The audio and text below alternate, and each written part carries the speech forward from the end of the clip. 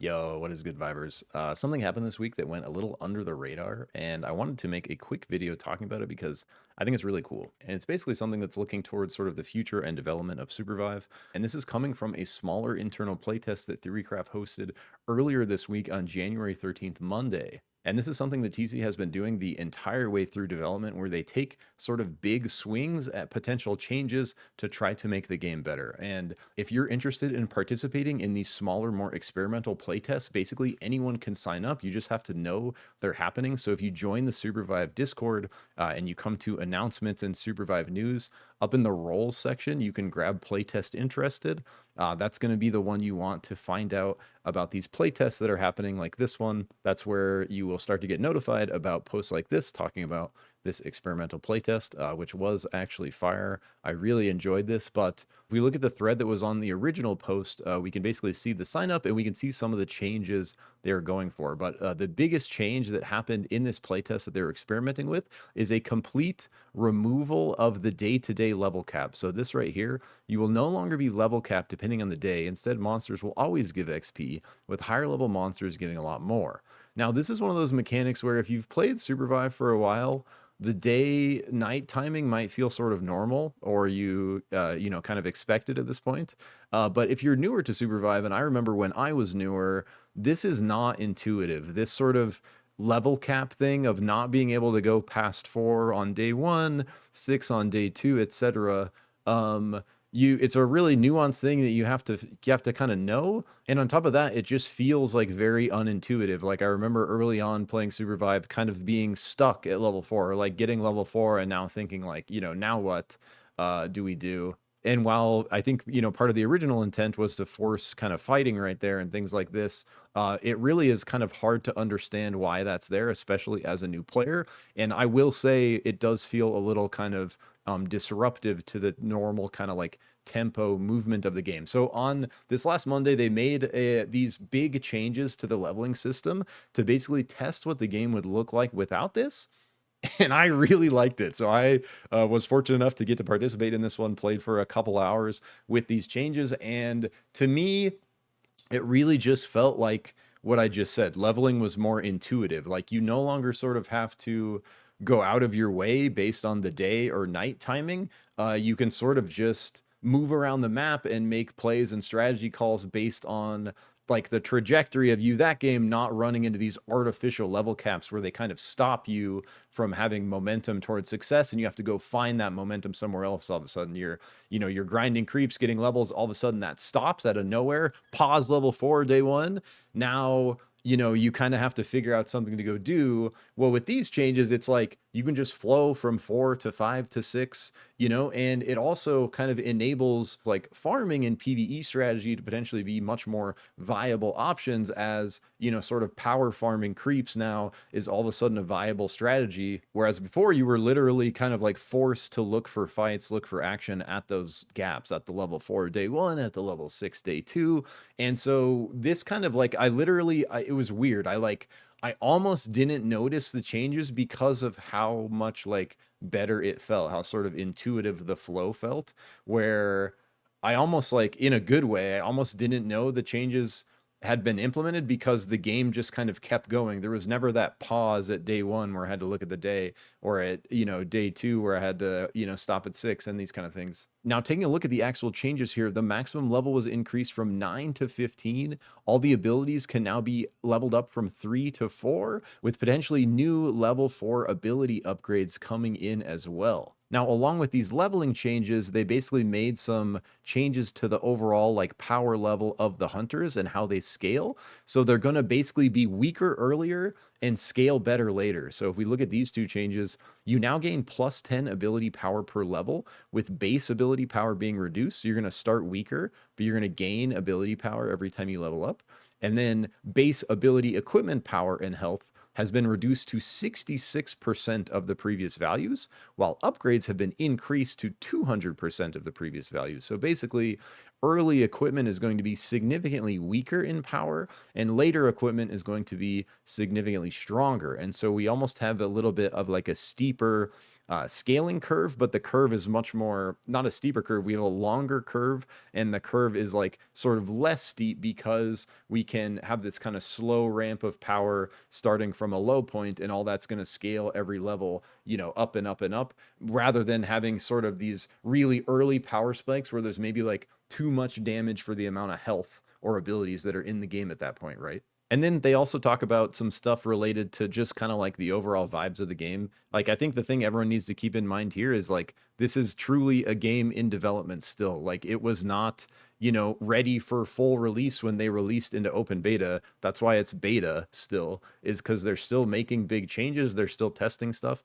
And so they're basically just asking everyone to, try to stay positive here as we look to the future, because like this game's not going anywhere, guys. These guys have years of development still in the chamber, like money wise, and we have a long road ahead of us. And this is like literally just the beginning. So I think if you're having a, trying to have a good time in SUPERVIVE, literally just don't look at Steam charts, ignore all this BS.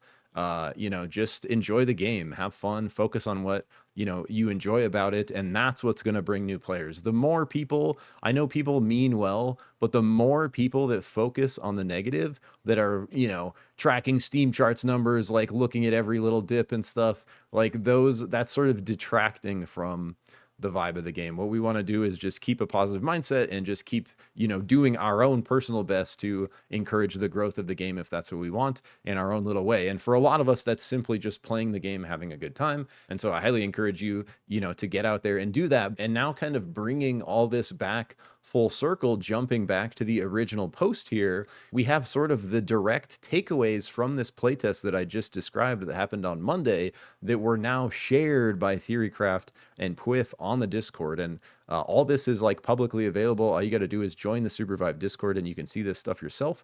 But Pwith basically, if you look at the thread on this original post in SUPERVIVE News, he posted what are essentially some of the results they're trying to share with the community around how they kind of, qualitatively and quantitatively like gauge the results of these playtests. So I thought this was just like a really cool thing for them to share. I thought it shows like a lot of really good sort of transparency from the developers, trying to just, do their best to show they're doing everything they can to, try to improve the game and help the community. And so like, them sharing this is just another step towards that kind of like commitment on their side to do this together and do this with the player, which they've been doing, since the very, very beginning, like 4 years ago. So taking a look at these results real quick with you guys. Pwith says, one way we calibrate qualitative feedback, that is observation/subjective, not mathematical, is to go by survey results. So this is sort of feeling. So here are the results of those feelings. And they want to clarify, please note, we're not trying to use these charts to convince anyone of anything, more to just show the input. And so here is the graph of the results from the qualitative feedback of the changes with the level cap. So it says the XP level cap made SUPERVIVE a lot worse, 5%, a little worse, 22%. So we have about a quarter, let's call it 25% on the worst side of things. We have about 15% on the stays the same. And then we have 30% saying it's a little better and 30% saying it's a lot better. And so just from a couple hours of playing, I'm not sure exactly how many players were in this playtest, but we can see basically 60% are saying these changes feel better. 15% are saying they're about the same. So we're at essentially 75% of players that are either neutral or kind of for these changes. And we have 25% of players that were not fans for one reason or another. So that's basically like, how do you feel? How do the players feel about the changes? And that's a pretty good indicator where like, maybe we're onto something here with removing this level cap, right? At least from this one look. And so coming down to the next one, here are the previous, what Pwith is doing here is basically showing the previous results for the revival rules and ascending armor, which were like really controversial through the break. And so they're basically just kind of showing like, these changes we made going into winter break that were kind of left on for testing, these were the survey results they saw from those. So this is new revival rules on the left. We see literal half of people thought it made it feel a little better. 20% thought it made it a lot better, and 15% thought it was about to the same. So literal 85% of players were either neutral or positive on the revival rules after that first test that happened similar to this one in December. We look at ascending armor, pretty similar story here, even a little more green, more people thinking it's a lot better. And then level cap XP change is probably the least of them, but still 60% thinking it's better and about 15% neutral. So still in the 85% of players range to implement these new revival rules, ascending armor, and level cap XP changes. So, this is just some really cool insight into their actual survey results to kind of see, what's exactly going on here on their end and what are they seeing to make these changes. So what this means for us as players is these surveys are important, guys. So if you're participating in these playtests, it's very meaningful that you kind of go in and give your realistic feedback on how the changes felt and why, because they are very much looking at that stuff and using it to kind of calibrate moves. But this is like all that to say, basically what they say here, this isn't the end all be all in their decisions. So we do not base decisions purely on these qualitative / subjective surveys, but we do have to make decisions based on information and then iterate from there. Like, they can't be perfect, right?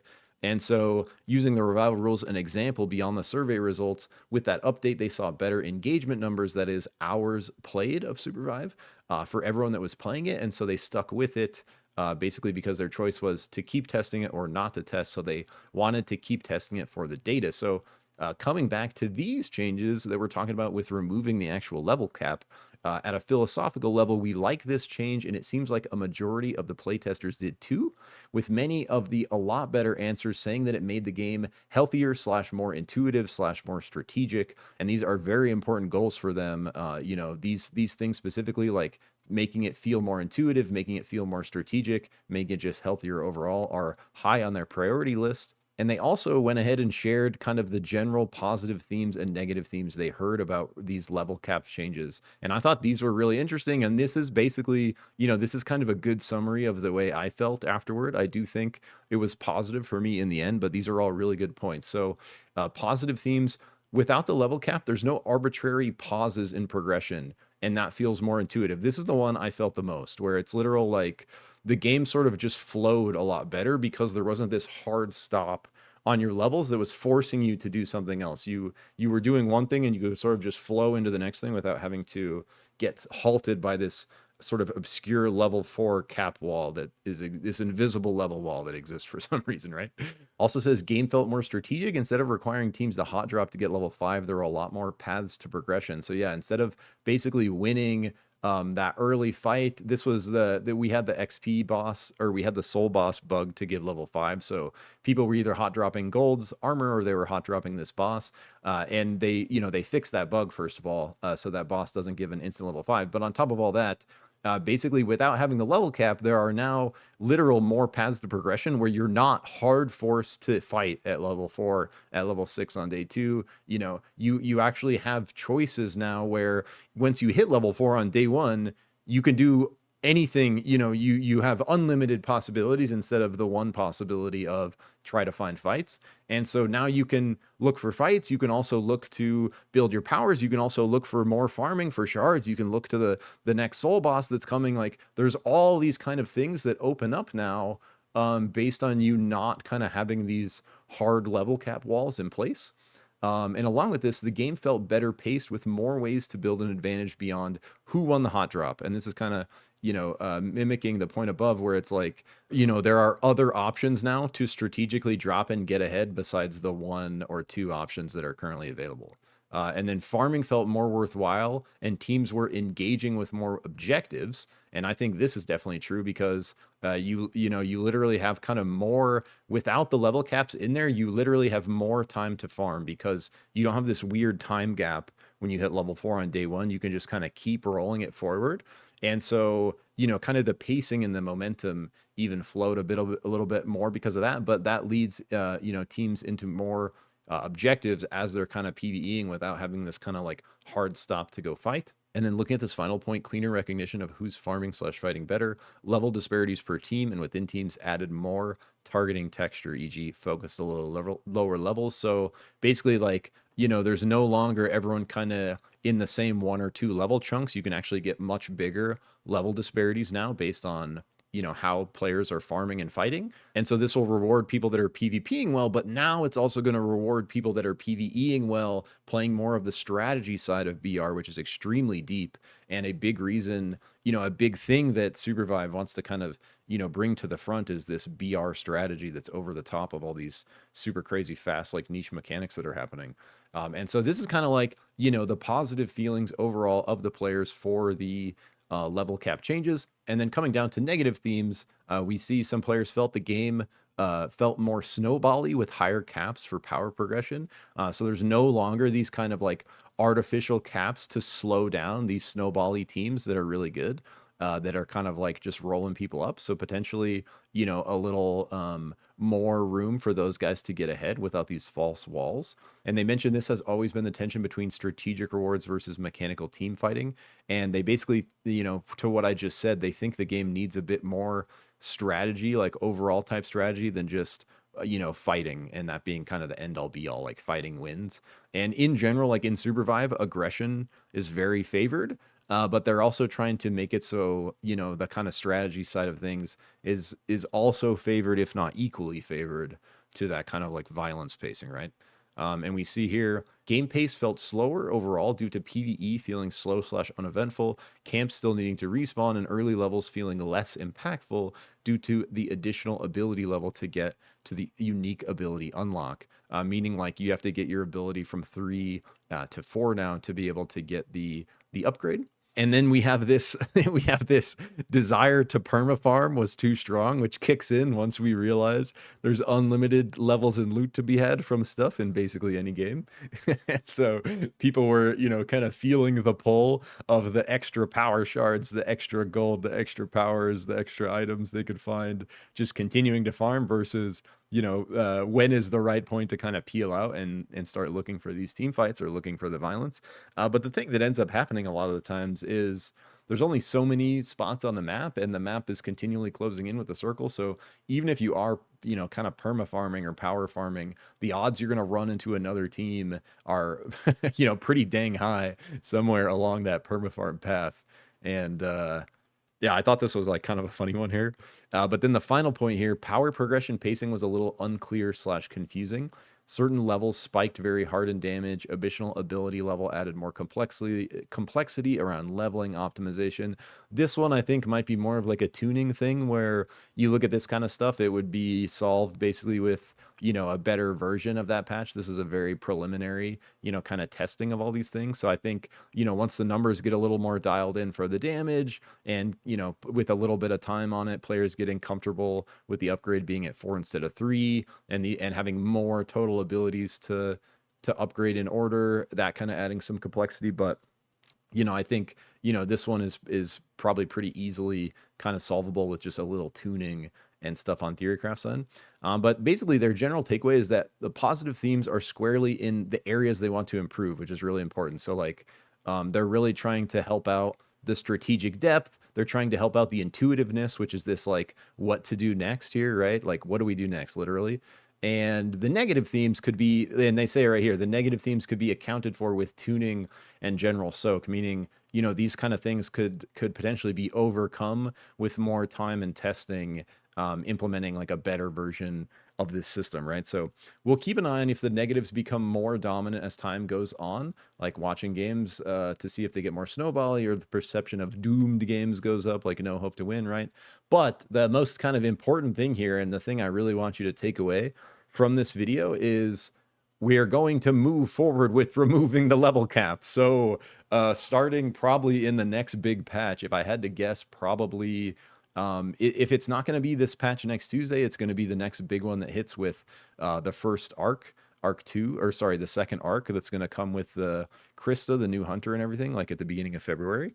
But basically, sometime in the near term future, in the next couple weeks here, we are going to see these changes implemented on the live build. And so the new level cap is going to be 15 up from 9. There's no longer going to be a hard level cap on the days. You know, all these kind of changes we looked at the beginning of the video are going to be implemented. And I think it's like a really cool thing and a really cool, you know, kind of direction they're trying for opening things up a little bit and like making things more intuitive. And so really just like another thing to get excited about, like another thing to another reason to like, you know, playtest again. If you haven't been playtesting a little bit, a good reason to join the Discord and get in on this SUPERVIVE news channel. Grab this playtested interested role up in the channel and roles here, right? And you'll start seeing these updates yourselves. You can take part in these playtests yourselves, and then you can fill out these surveys. You can give your feedback, and literally the more players we have doing these playtests, taking these surveys, the better the results are going to be, the more informative they're going to be to Theorycraft,